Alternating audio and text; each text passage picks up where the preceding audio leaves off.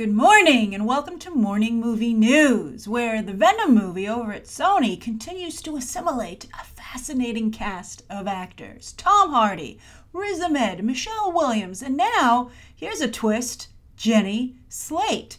According to the trades, she'll be playing a scientist. And that sounds like it might not be the biggest role, but it's unusual to see it go to an actress. Sometimes they'll cast male comedians or up-and-coming male comedians in such a role, or character actors, male character actors, but you don't usually see it go to a woman. So I hope Jenny Slate can really do something with it. She is a comedian and I think to some degree a character actress, and she's an interesting case because she, of course, first became known to the mainstream by being cast on Saturday Night Live. And then, as you might recall, she didn't make much of an impression with her sketch work before, of course, she swore on the air live, Saturday Night Live, and then was fired. I think if she had been doing better work on the show, she wouldn't have been fired, but they ended up letting her go. But she didn't give up. Good for you, Jenny Slate. She rebounded with voiceover work of all places. For instance, in Zootopia, she is the lamb, the sheep. She does a really fantastic job. And then, of course, also recently, she appeared in the small film Gifted opposite Chris Evans. She had a small role there, but I have to say I really liked her in that movie. I thought she was very appealing. And she got a lot of attention, of course, being in that movie for, starting a relationship with Chris Evans. There was a little bit of a risque or gossipy aspect to it, I think, because they were both previously involved with other people. Friends first. They became romantically involved. The relationship didn't last particularly long, but I would suspect that it will haunt Jenny Slate more than it does Chris Evans. Just because, when people interview you, they're looking for an angle, to generate interest, to stand out from the crowd. So they'll ask, especially a lot of places. It's interesting, a lot of times when you do these interviews, red carpet or a junket, sometimes the publicists will have to say no personal questions. And it's like, why would you ask a personal question of somebody, at a premiere for their movie? It seems unprofessional. But for a lot of outlets, particularly the ones that are more gossipy, they're not trades or movies or television specific, they're there primarily for the gossip. So I think that, she should expect Chris Evans questions for quite some time. But I think that she's a fantastic addition to the Venom movie, and they have one more actor to go, apparently, and someone to play Carnage, who will, I think, largely be a visual. I'll be curious to see how they're going to go with this, because you would think that most of the time Carnage would just be a visual effect. But I guess you need a voice, motion capture, some kind of, if you have Tom Hardy, and hopefully, considering the rate they're going, you're going to have somebody of some caliber playing Carnage. You don't want to not have them on screen. So I'm very curious to see this movie come together. I'm holding my breath because so far, incredibly good. But then, of course, Marvel isn't involved with this. Amy Pascal trying to get her stuff in there. Maybe that's what's holding Amy Pascal to the highest possible regard, right? Not wanting to make a good movie or to get good reviews, but she's like, if I don't do this perfectly, Kevin Feige will have a reason not to let it into the rest of the MCU. But if I make an amazing movie, the fans will say, please, Marvel, put Venom Tom Hardy in the MCU. How can you not utilize that? That's actually pretty clever. I wonder if Amy Pascal is that clever. But yes, she and Sony are going solo on this one. So even though it seems to be going incredibly well so far, we've known Sony to drop the ball. So we'll see. Now, for something completely out of left field, Bob's Burgers got a movie deal, and it's set to be released theatrically, July 17th in 2020, which gives Fox a little under 3 years to goose that brand recognition. Now, inconceivably, Bob's Burgers has 2 Emmy wins for Outstanding Animated Series, one that it just picked up. I've watched Bob Burgers once or twice because I'm such a big fan of H. Jon Benjamin. Everybody knows him from a different animated series because he does a lot of voice work. I love him from Archer. How come Archer didn't get a movie, right? That seems like a much better choice.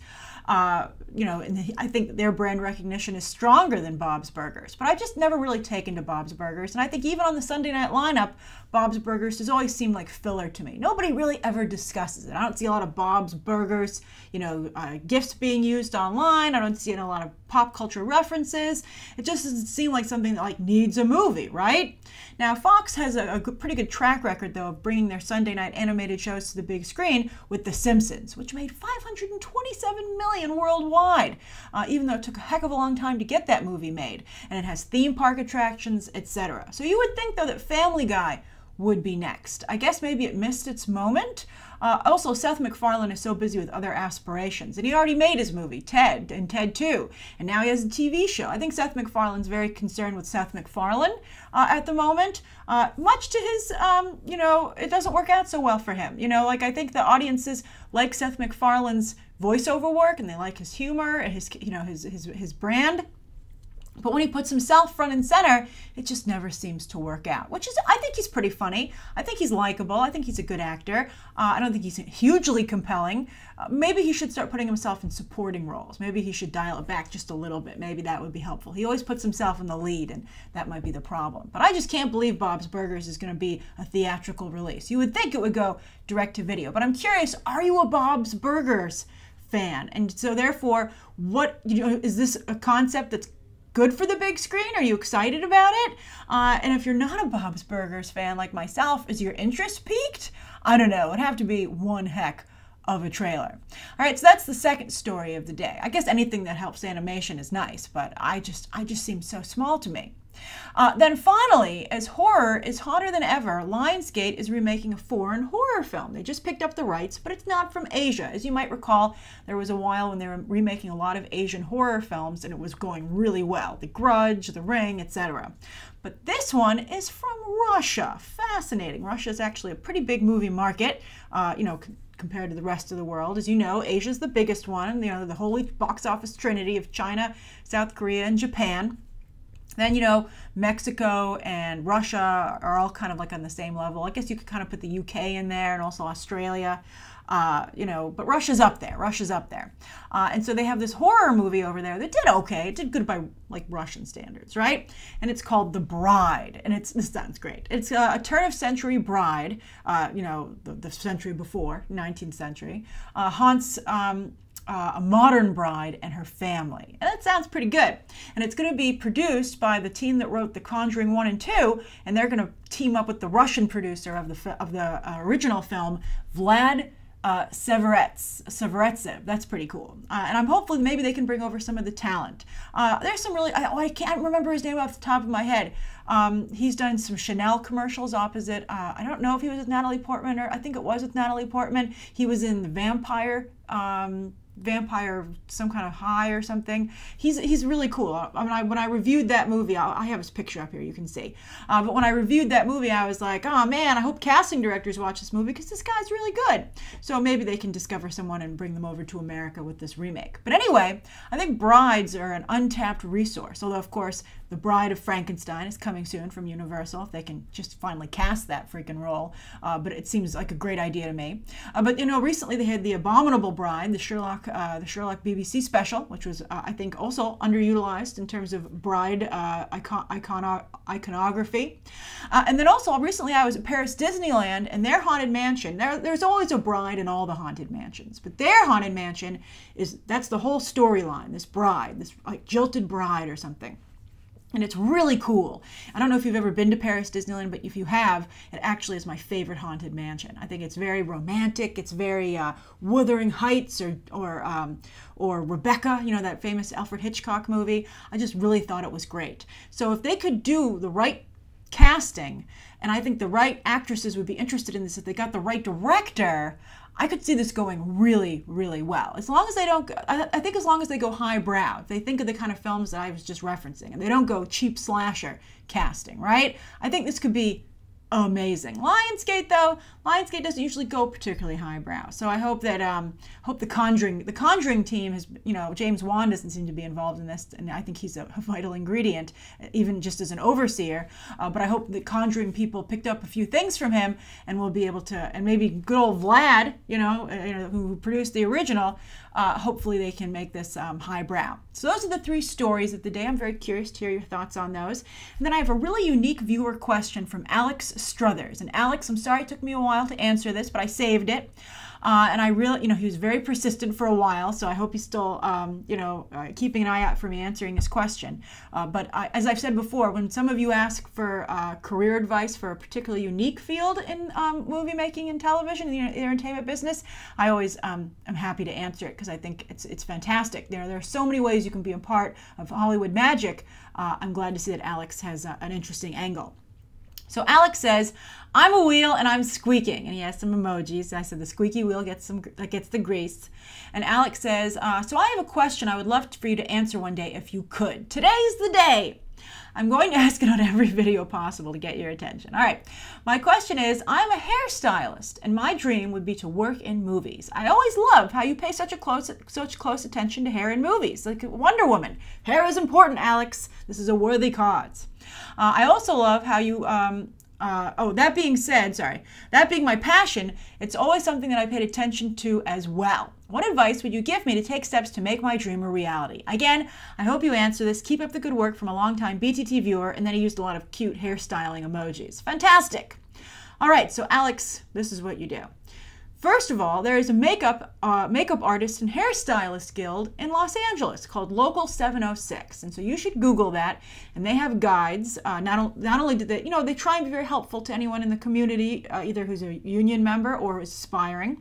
And they talk to you about how to join up, and then also they have stories about people working in the business. So that's something you should really not only pay attention to in terms of reading, but you should reach out to them. And I'm sure they have advice on how to get started, and also ways to contact people officially through the correct channels to be an intern or an assistant. So that's really something that you should do. So go to that website. Also, when you watch any movie, particularly small movies, because they're going to, and also big movies, because they're going to need a lot of help on the bigger projects. But read the credits. Know who works in hair and makeup, okay? Find out who the people are who are working, and also based on the film and the work that you can see, who would be a good fit with your own sensibility, right?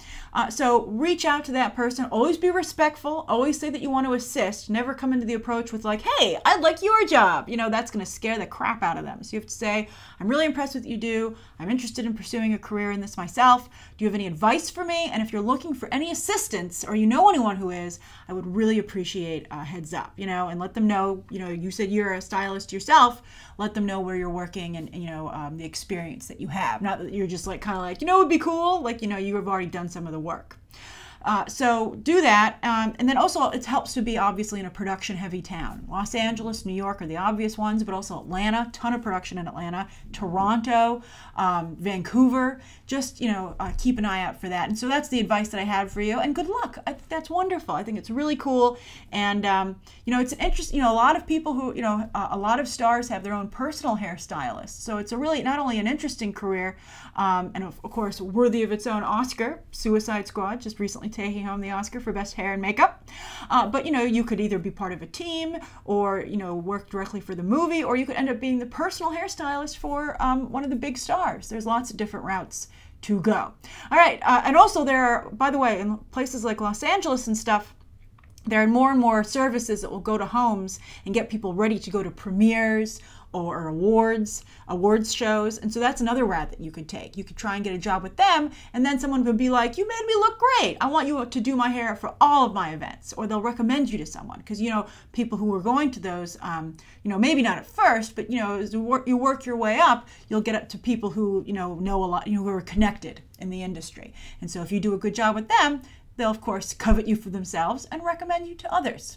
All right, so again, good luck. Thank you, everybody, for tuning in today. Please write down below, I think, today's top 3 stories and Alex's viewer question, anything you'd like to see covered tomorrow, and, of course, any questions that you might have. Thanks for watching. Bye.